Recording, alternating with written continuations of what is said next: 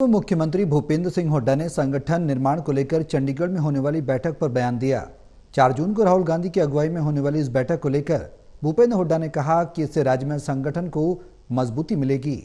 वहीं एमएसपी, पंजाब हरियाणा पानी विवाद और अन्य मुद्दों को उठाते हुए भूपेंद्र हुड्डा ने बीजेपी सरकार पर हमला बोला। भूपेंद्र हुड्डा से खास बातचीत की है हमारे संवाददाता प्रदीप कुमार ने।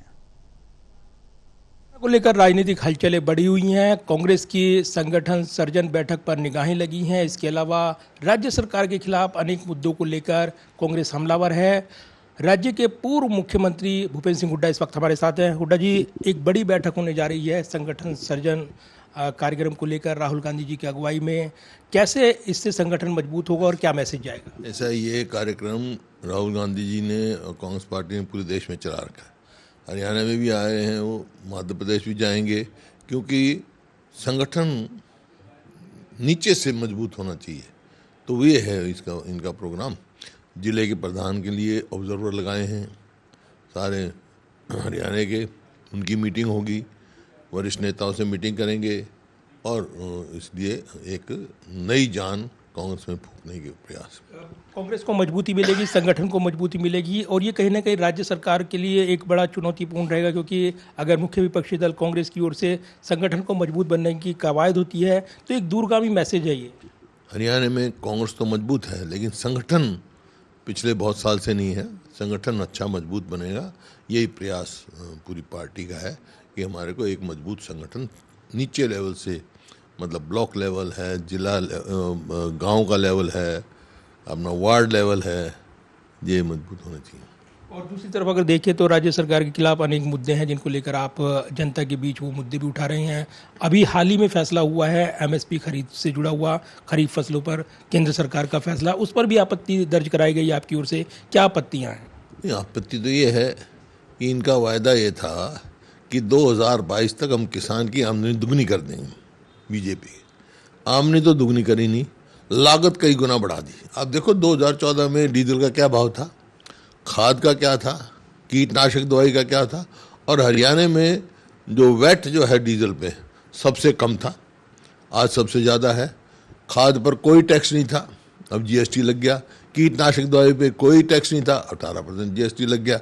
मतलब वो तो लागत तो बहुत बढ़ गई है, आमदनी घटी। जो इजाफा करते हैं एमएसपी में, जैसे अभी की उन्होंने 3%, जबकि कांग्रेस कार्यकाल में मैंने कहा इनपुट भी सस्ते थे और हर बारी अनाउंसमेंट भी 10-15%, 13%, 14% हिसाब से होता था।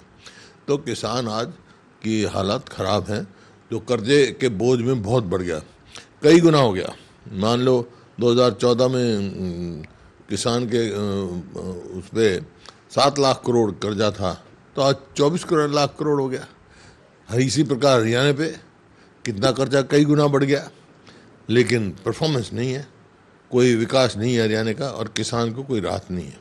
राज्य सरकार की भूमिका को कैसे देखते हैं आप, क्योंकि बड़े आरोप लग रही हैं और कहीं ना कहीं ये तो आप की ओर से भी आरोप लगाए जाते हैं कि रिमोट से चल रही है सरकार, इसको कैसे देखते हैं, कैसे क्या मांग आप करते हैं? नॉन परफॉर्मिंग गवर्नमेंट है, अपना काम चलाए। नॉन परफॉर्मिंग गवर्नमेंट क्या होता है? कोई एक इन्होंने मेट्रो का पोल नहीं लगाया, 11 साल हो गए। 1 इंच रेलवे लाइन नहीं बिछाई, 11 साल हो गए। 1 यूनिट बिजली की पैदा नहीं करी, 11 साल हो गए। जो हमारे टाइम का पावर था, थर्मल प्लांट यमुनानगर में दूसरा लगना था, उस टाइम की मंजूरी है, अब तक नहीं हुआ। 11 साल लगे। एक आईएमटी नहीं बनाया, कोई इन्वेस्टमेंट बड़ी लेके नहीं आए, कोई बड़ी यूनिवर्सिटी नहीं बनाई, कोई संस्था नहीं बनाई। हरियाणा जो प्रति व्यक्ति आय, प्रति व्यक्ति निवेश में नंबर 1 था 2014 में, आज अपने पावदान से फिसल गया है। आज तो कोई नंबर है ही नहीं, आज तो नंबर 1 हो गया है बेरोजगारी में। तो नॉन परफॉर्मिंग गवर्नमेंट है, जैसे मैंने कहा। विफल गवर्नमेंट जिसको कहते हैं वो कह सकते हैं।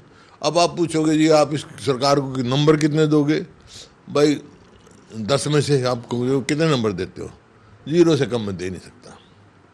Non performing government. मेरा आखिरी सवाल है, पंजाब और हरियाणा के बीच पानी का संकट बना हुआ है, क्या ये विवाद सुलझ पाएगा और क्या इसको लेकर केंद्र सरकार से जो दखल देने की मांग थी, क्या आप उस रुख से संतुष्ट हैं कि केंद्र सरकार जो एक्शन ले रही है वो सही है? देखिए, कोई विवाद नहीं है।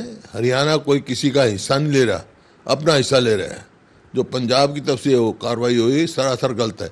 और वो उसमें कहीं ना कहीं हमारी भी वहाँ भाखड़ा मैनेजमेंट बोर्ड में शुरू से एक चेयरमैन होता है, 2 मेंबर होते हैं परमानेंट, और सिंचाई का जो इरिगेशन का मेंबर होता है वो हरियाणा से रहा सदैव।